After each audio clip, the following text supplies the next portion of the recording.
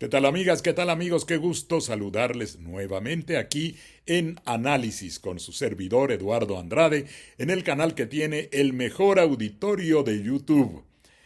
He estado ausente algunos días porque tuvieron que hacer una intervención quirúrgica en un ojo, espero que ya vaya mejorando. Eso me alejó un poco de estas emisiones, pero ya estamos aquí de regreso y antes que nada quiero mandar un saludo a Salvador Salazar, buen amigo magistrado en el Estado de México. Tuve oportunidad de participar con él en un evento. Él es magistrado del Tribunal de Justicia Administrativa en ese estado. Saludos también a su señora esposa de la manera más respetuosa.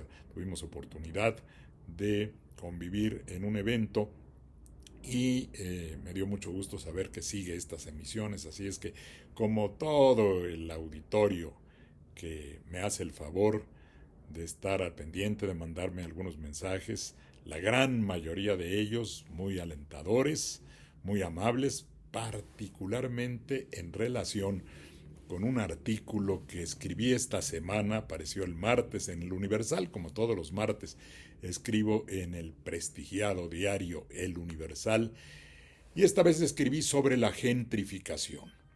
Y he recibido una gran cantidad de mensajes, como les decía, pues señalando que las propuestas que hago les parecen muy acertadas, que creen que es importante tomar medidas, no solamente hacer recomendaciones generales, sino que se puedan discutir cuestiones de fondo para resolver este problema. También recibí algunos mensajes en contra, quienes, bueno, varios de ellos que no tiene mucho sentido porque simplemente eran algunas reacciones de tipo visceral que entiendo cuando no se tienen argumentos suelen emplearse métodos distintos a los que no me referiré. También hubo casos de buenos argumentos. Debo reconocer que algunas personas con una gran solidez apuntan problemas que están implícitos en los planteamientos que yo hice en mi artículo. Fundamentalmente, señalé que el problema de la gentrificación requiere por lo menos dos medidas de fondo importantes. Una, el control del precio de las rentas. Tiene que haber un límite al precio de las rentas para que éstas no se disparen, cualquiera que sea el motivo que provoque ese disparo.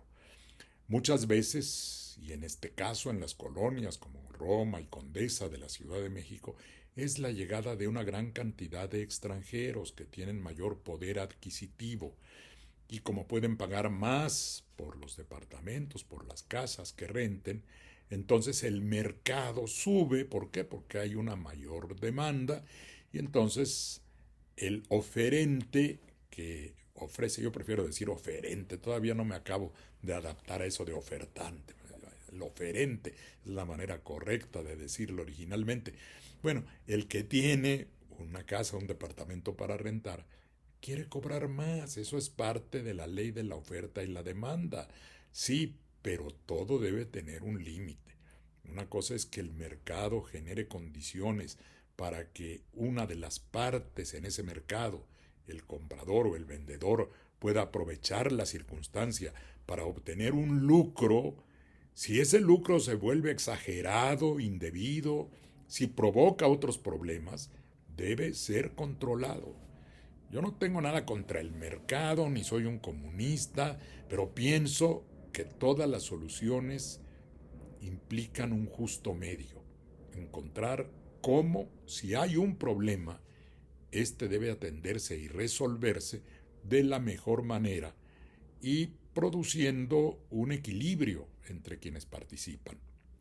Tampoco se trata de que el propietario de un departamento en una colonia demandada, en el sentido de gran demanda por las viviendas, vaya a sacrificar totalmente su ingreso. Tampoco, ni que se le vaya a quitar. Quiere decir que en un mercado que tiene distorsiones, ¿por qué? Porque se exagera la demanda, porque baja mucho la oferta, o por el contrario también porque sube mucho la oferta, por cualquiera que sea, la razón de una distorsión del mercado en donde los factores se desequilibran, hay que forzar ese equilibrio buscando que nadie quede perjudicado de una manera seria. Si una persona tiene un departamento para rentar, bueno, pues que tenga un buen ingreso razonable, que hay mayor demanda, que la renta suba, sí, hasta un cierto punto. Y esto no es una medida socialista, es una medida que en estados democráticos europeos se aplica. En España, en Francia, en Países Bajos, en Alemania. En España hay un índice de referencia donde en ciertas zonas que llaman tensionadas, aquí podríamos decir críticas, vulnerables, donde hay problemas de este tipo. ¿Qué han hecho? Decir, vamos a realizar un estudio para que se determine un rango en cuanto al precio de la vivienda, al precio de la renta, donde se toman en cuenta, y aquí hago un paréntesis muy breve, alguien me hacía una crítica que decía, es que en su artículo no desarrolla las propuestas, es muy poco lo que usted dice y no hay estudios de viabilidad. Pues no, en un artículo pequeño no puede haber estudios de viabilidad, pero se trata de inducir la idea de que se hagan estos estudios. Ahí está ya la base señalada en el artículo. No puedo dedicar, imagínense, tiempo a decir, hay que considerar, por ejemplo, la antigüedad de la vivienda, el tipo de construcción, la arquitectura que presenta esa vivienda, si se puede o no modificar, los servicios en el entorno que ofrece la ciudad, el grado de densificación que ya tiene en este... En fin, hay, ¿qué les gusta? 10, 15 variables que tienen que tomarse en cuenta, pero hay técnicos para eso. Y una vez que se realiza un análisis de todas esas variables, los técnicos pueden decir, en esta zona, las viviendas, de acuerdo a ciertas características, puede variar el precio de un mínimo de X a un máximo de Z por metro cuadrado. O sea, la medida es el metro cuadrado, porque bueno, habrá unas más grandes que otras también. Pero hay una manera de hacerlo y ya se ha hecho. No es inventar el hilo negro, se ha hecho en varios países. Y las personas que son dueñas de esos departamentos saben que deben respetar esos índices y que también dentro de esos índices se pueden mover un poco hacia arriba. Si la negociación les obliga a ir un poquito hacia abajo, pues lo harán, ya depende de las condiciones específicas del trato, pero hay un límite que es lo importante. Y el límite no es una arbitrariedad, es una necesidad para resolver un problema de esta naturaleza. Y también hay que regular no solo el precio de la renta general, sino tomar en cuenta los diferentes tipos de renta. La renta tradicional de casa-habitación para una familia por tiempo indeterminado no es lo mismo que la renta de un departamento amueblado, también al estilo tradicional.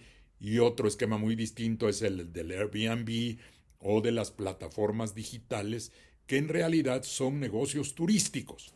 Y ahí también señalo en mi artículo, deben ser tratados como negocios, como empresas mercantiles, como una actividad mercantil que tiene una determinada regulación. Para poner usted un restaurante en una zona, una tienda de abarrotes, una cantina, según el tipo de negocio, pero no los puede poner todos en todos lados.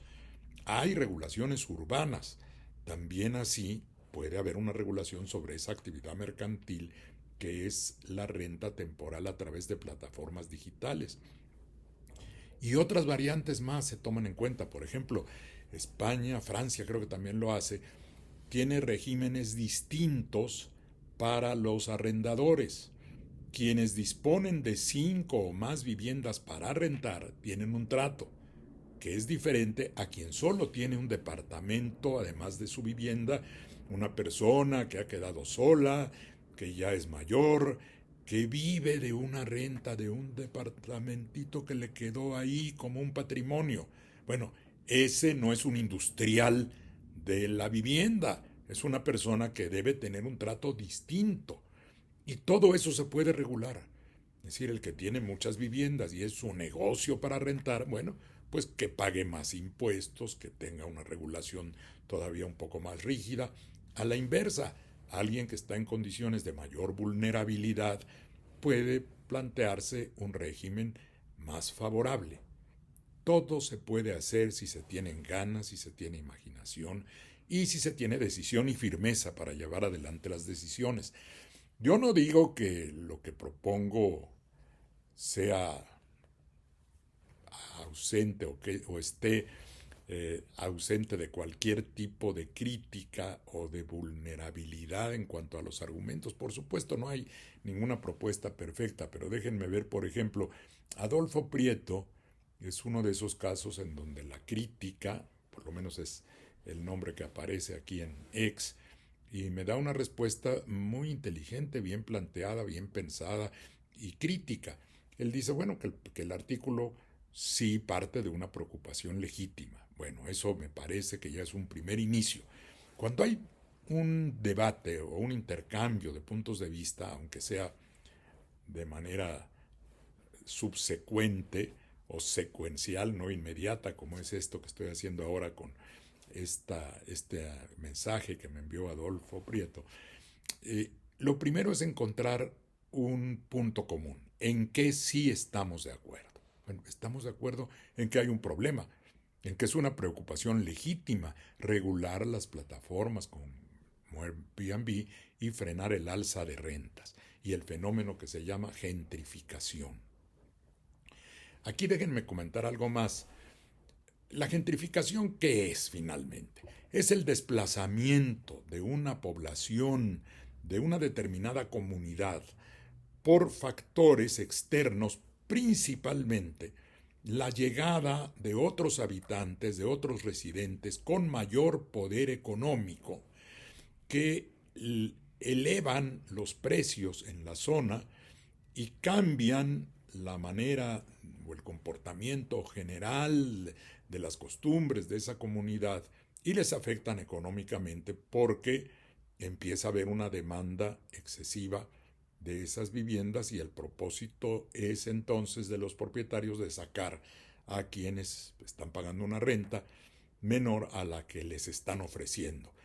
Y este fenómeno de la gentrificación tiene diversas modalidades. Básicamente es ese, el desplazamiento de una población que está asentada ya tradicionalmente por largo tiempo en un determinado lugar, que forman una comunidad y que se ven afectadas por la llegada de estos nuevos residentes con mucha mayor capacidad económica.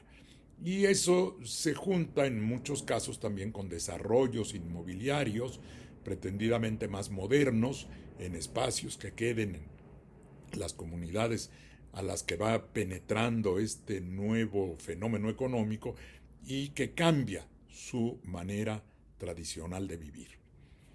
Quiero dejar muy bien sentado un elemento. Hay un desplazamiento, hay un cierto grado. Yo le decía a mi esposa, así como hablamos, hay una gran cantidad de formas de violencia, están muy estudiadas, por ejemplo, respecto de la violencia contra la mujer. Una de esas formas es la llamada violencia económica. A mí me parece que es válido trasladar el concepto a lo que pasa con la gentrificación. Hay una forma de violencia. No es una manera que físicamente agreda a las personas, no, pero hay un fondo de agresión, si se quiere, involuntaria, pero es una manera de ejercer una violencia económica. Y tan hay un grado de violencia que provoca desplazamiento.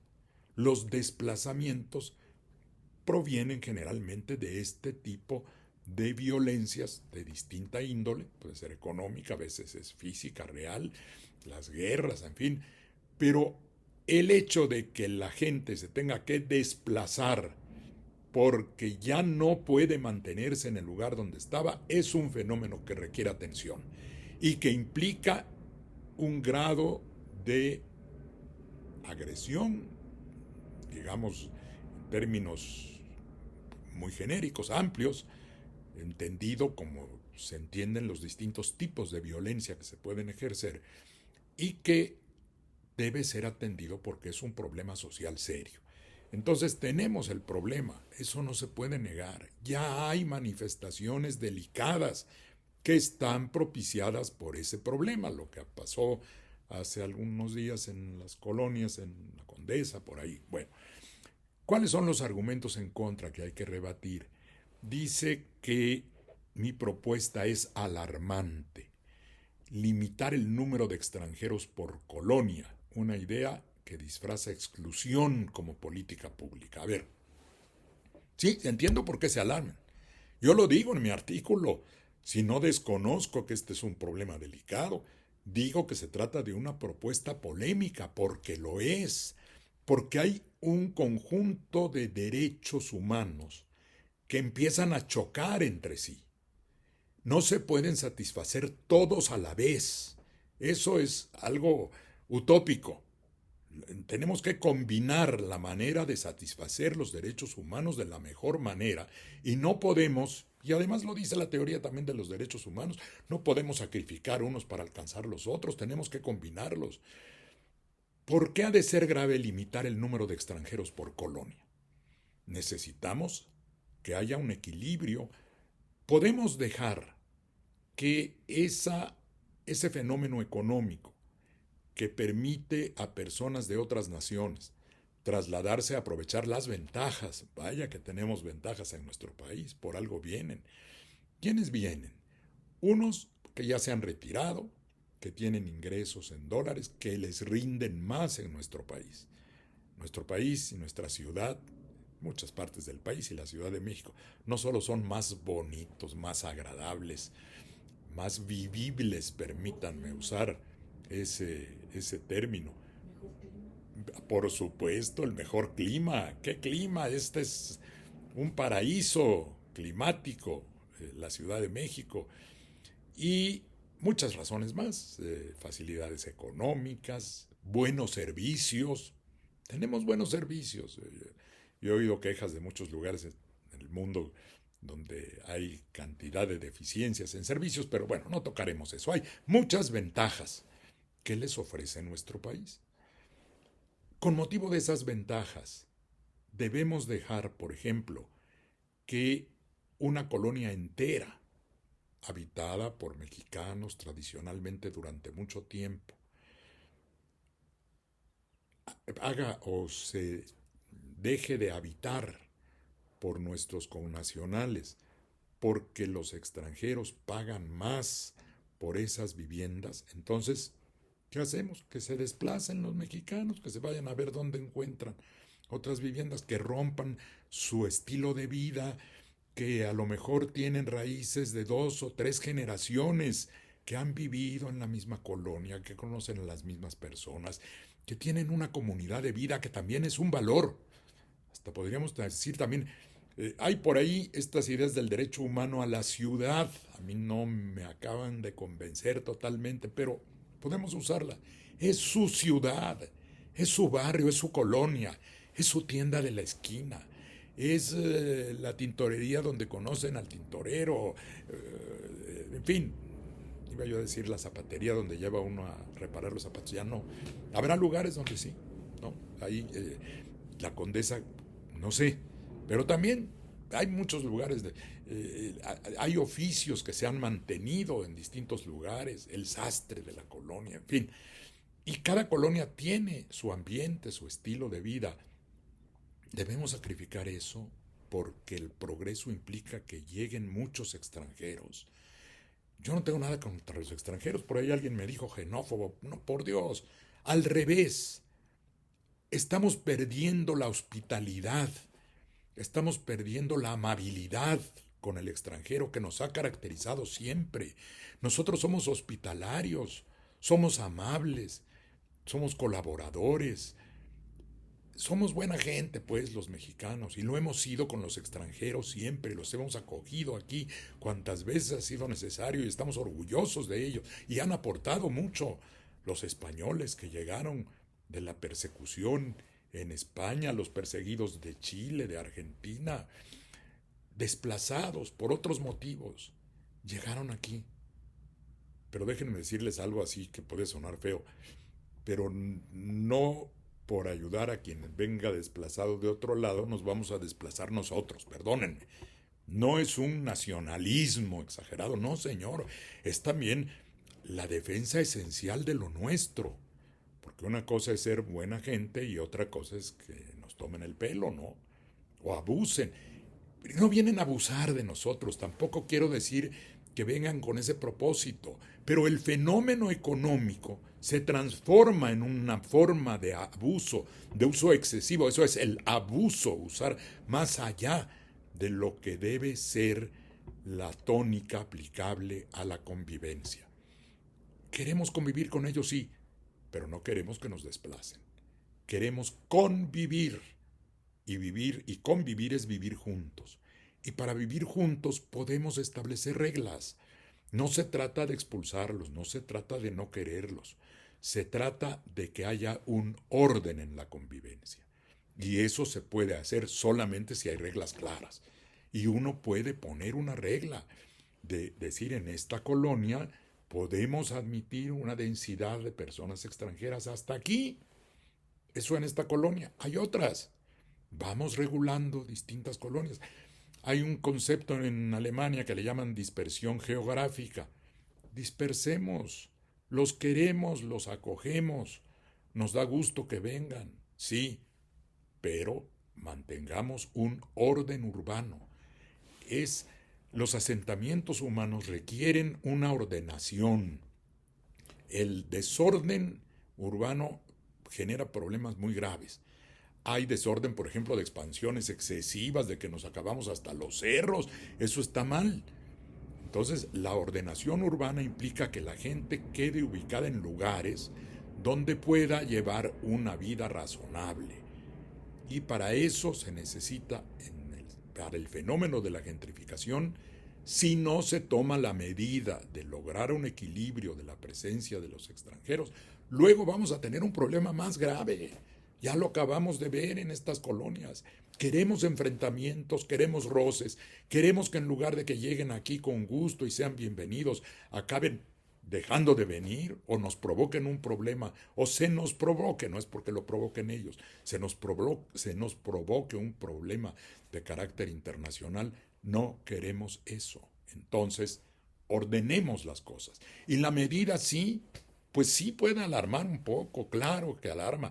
La idea de que cómo vamos a poner un límite. Es su derecho vivir, sí, es su derecho venir, pero también es nuestro derecho preservar el orden y la estabilidad y la vida pacífica en nuestra ciudad y en nuestras comunidades. Y si para ello requerimos una regla que permita convivir, insisto, y uso una y otra vez la palabra, porque no se trata de excluir, sino de conjuntar. Y para ello tenemos que poner esas reglas. Existen en el mundo, me decía, creo que es en este mismo, que usé un argumento que no es exactamente aplicable cuando hablo de las limitaciones que ya existen en Europa para hacer también o establecer un límite al número de extranjeros. Allá el problema es distinto, es el de los migrantes que llegan, algunos que llegan de África, los que llegaron de Ucrania, los que han llegado, los perseguidos de diferentes partes del mundo, de aquel lado del mundo, y que llegan algunos hasta en embarcaciones cruzando el mar Mediterráneo, arriesgando la vida. Bueno, este fenómeno migratorio es distinto al problema que tenemos nosotros, pero la esencia es muy parecida. Está llegando un número de personas extranjeras que no es soportable dentro de las reglas normales que existen en la comunidad. Y allá es un tipo de migración, aquí es otro tipo de migración. También son migrantes que vienen de otro país y algunos están de paso. Yo diría que ya para el fenómeno de gentrificación, por supuesto, son los menos, salvo los que entran por el lado del Airbnb, pero muchos ya son residentes permanentes, trabajan aquí, les decía al principio, porque se han retirado, o porque trabajan desde aquí, el llamado home office. ¡Qué maravilla! Imagínense, en vez de estar allá padeciendo el friazo de Nueva York en invierno, o el calorón insoportable en verano, pues están aquí en la Ciudad de México a todo dar con su computadora, trabajan, les pagan en sus dólares. Y qué bueno, también esos dólares son útiles aquí, también, por eso hay que cuidarlos. Cuidémoslos mediante reglas que no provoquen un conflicto. Alguien decía que hay gente que viene a invertir, sí, y los inversionistas también son bienvenidos. Es más, hay una categoría específica de visitantes. Creo que se cambió antiguamente se llamaban uh, inmigrantes, inversionistas. Ahora están todos dentro de la categoría en la ley de población que se llama visitantes. Bueno, el nombre es lo de menos. Lo importante es que hay una categoría específica de personas que traen inversión. Y eso también opera en otros países del mundo. Un gran inversionista que trae una inversión directa, que viene a poner una gran planta en México, bueno, que necesita algún tipo de vivienda. Así como puede haber alguna excepción para quien solo vive de una renta específica y no tiene otro ingreso y ya no tiene edad para trabajar, también puede haber algún tipo de excepción establecida con claridad, con reglas específicas para quien es un gran inversionista. Todo se puede, no quiere, ni podemos decir excluyamos a los extranjeros, no queremos sus dólares. ¿Cómo no vamos a querer sus dólares? Caramba, porque tampoco somos unos interesados de los dólares. Cada cosa que digo ya estoy pensando cómo me van a reaccionar. Ese señor, lo que es un adorador de los dólares, ¿no? Equilibrio, justo medio. Necesitamos que haya ingreso de divisas, es muy bueno. Tampoco nos vamos a vender totalmente por el ingreso de divisas. Ese es el punto. Déjenme ver, ya me estoy alargando mucho, pero bueno, entiendo que se haya alarmado don Adolfo, no sé si es su nombre o a lo mejor lo usa a la manera de un seudónimo, ¿verdad? Pero entiendo su alarma, pero ¿qué otra cosa hacemos? ¿Lo dejamos suelto, sin límite? Eso tiene sus problemas. Una densificación excesiva de personas de otra nacionalidad, de otras costumbres, en un solo lugar, genera distorsiones urbanas y culturales y hasta posibles reacciones xenófobas, que es lo que queremos evitar. Les aseguro que no soy ningún xenófobo. Bueno, justificar esta medida en la Constitución o tratados internacionales es jurídicamente débil y éticamente cuestionable. Aunque se presente como defensa del interés social, pues hay un interés social o no. Si no hubiera un interés social no estaríamos hablando del asunto. No habríamos coincidido al principio en que hay una preocupación legítima por el fenómeno. Si nos preocupa es porque hay un interés de la sociedad en atenderlo y porque está afectando a la sociedad.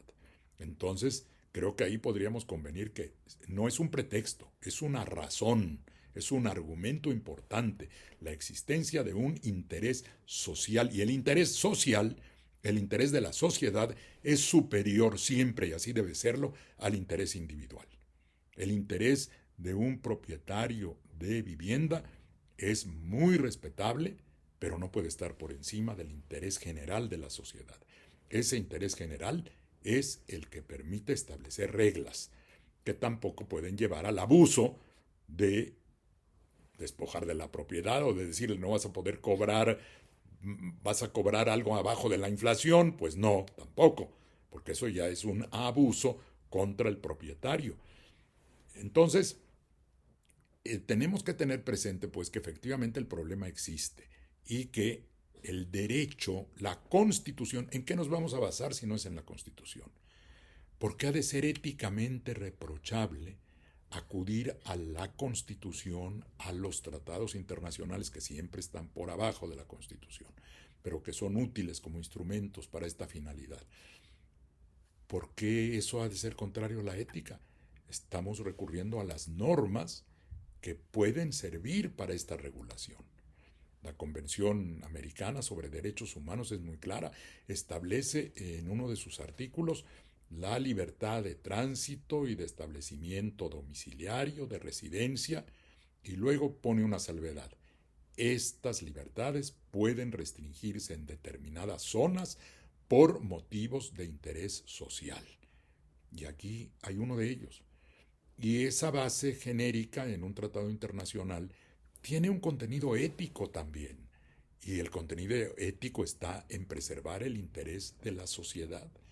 La ética no es solo o no puede referirse solo a la afectación individual de una persona, que sí, que un extranjero tiene muchas ganas de vivir en la Condesa y ya no hubo cupo.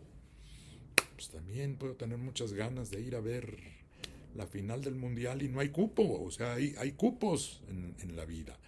Y bueno, también a lo mejor puede haber miles de soluciones, se me acaba de ocurrir, pongamos una lista de espera y esta persona que tiene un gran deseo de vivir cerca del Parque México, que es precioso, ahí está en su lista de espera. Se va un extranjero, deja el lugar libre, entra el que tiene deseos de participar ahí, pensándole con ganas. Ahora, la Constitución es muy clara. Miren, la Constitución tiene una base nacionalista. Sobre esa base es uno de sus pilares de la Constitución de 1917, la preferencia de lo mexicano sobre lo extranjero. Es normal, no quiere decir que se les excluya, es más, la propia Constitución lo resuelve. Artículo 3 constitucional, cuando establece el carácter nacional, un sentido nacionalista de la educación, dice claramente, sin exclusividades, sin, déjenme recordar la palabra, sin hostilidades ni exclusivismos. Son las dos palabras que contiene la Constitución. Se prefiere lo nacional, se exalta lo nacional, pero sin hostilidades. No podemos ser hostiles ni querer ser exclusivos. Tenemos que abrirnos al mundo, a las culturas, a la interculturalidad, sí, pero siempre lo mexicano primero, porque además es lo natural en todos los países. Cada quien busca la protección de lo suyo sin que ello implique destruir al diferente o al extranjero, al foráneo. Entonces, ahí está la Constitución. La Constitución tiene los elementos suficientes, tanto para la regulación de la propiedad. El tratamiento del extranjero respecto de la propiedad inmueble es distinto al mexicano. El extranjero, para poder tener propiedades inmuebles, tiene que renunciar expresamente a la protección de su país, lo que se llama la cláusula Calvo. Tiene que renunciar a la protección de su país. Por eso hay que tener cuidado que tampoco haya excesivas concentraciones de los nacionales de un determinado país en una zona. Ya nos pasó en Texas. ¿No? Hay que tener memoria. La colonización de Texas, ¿a dónde llevó? Pues, bueno, a que se la llevaran, ¿no? Entonces, ojo. ¿Qué más estaba yo diciendo? Con esto de que no eran las hostilidades, de pronto se me vino esta idea de que no se concentren demasiado. Pero el caso es que la Constitución, pues, está planteada, de la propiedad. Los extranjeros, por ejemplo, tienen prohibido adquirir propiedad en la franja de las costas de 50 kilómetros. A partir de la costa hacia el interior no pueden adquirir propiedad inmueble. Ya sé, me dirán, se le da la vuelta mediante unos fideicomisos. Pues vuelta será, pero no es propiedad plena. En las fronteras son 100 kilómetros. Entonces, no es extraño. La Constitución tiene reglas para distinguir entre mexicanos y extranjeros, con favorecimiento hacia los mexicanos. Cuando se dice el principio pro persona del artículo 1, hay que interpretarlo con el resto de la Constitución. Pro persona sí, pero cuando el pro persona es entre un extranjero y un mexicano en igualdad de circunstancias, hay que preferir al mexicano. Y en el caso de la propiedad, en cualquier circunstancia, la propiedad por parte del extranjero está limitada y la de los nacionales está sujeta, dice la Constitución, a las modalidades que dicta el interés público. De manera que el interés público es superior al interés privado. Y entonces, si está en la Constitución, no estoy recurriendo, no estoy faltando a la ética, ni creo que sea débil el sostenimiento. ¿Cómo va a ser débil un argumento que está basado en la Constitución misma? Así es que, ¿qué más? Dice don Adolfo, la comparación con países europeos son engañosas en eso. No, engañosas no. Digamos que corresponden a fenómenos de origen distinto, pero esencialmente muy parecidos. Ya lo expliqué. Los dos son migraciones, ¿no? Y que recurre a la dictadura del mercado, defensa de la nacional o dictadura del mercado. La expresión dictadura del mercado tiene un sentido. Es decir, no podemos dejar que el mercado regule toda nuestra vida. Eso es a lo que se llama la dictadura del mercado. Nos sometemos a las reglas del mercado, así nos vaya muy mal. No, señor. Las reglas del mercado tienen frente a ellas la rectoría del Estado. Para eso se creó el Estado, para impedir los abusos de cualquier tipo y entre ellos los abusos del mercado. Bueno, pues creo que con eso doy respuesta a las principales objeciones, las objeciones serias, las objeciones que tienen sentido. Hay otras que son meros desahogos. Pero es un tema que no podemos perder de vista, hay que aportar más, quizás en sus comentarios, qué otras medidas se podrían tomar, cómo lograr combinar la satisfacción de los derechos que tenemos todas las personas para vivir en ciertas condiciones y sin que un fenómeno económico provoque, un desplazamiento y una exclusión que afecte a la sociedad mexicana. Por hoy es todo. Muchísimas gracias por su atención y hasta la próxima.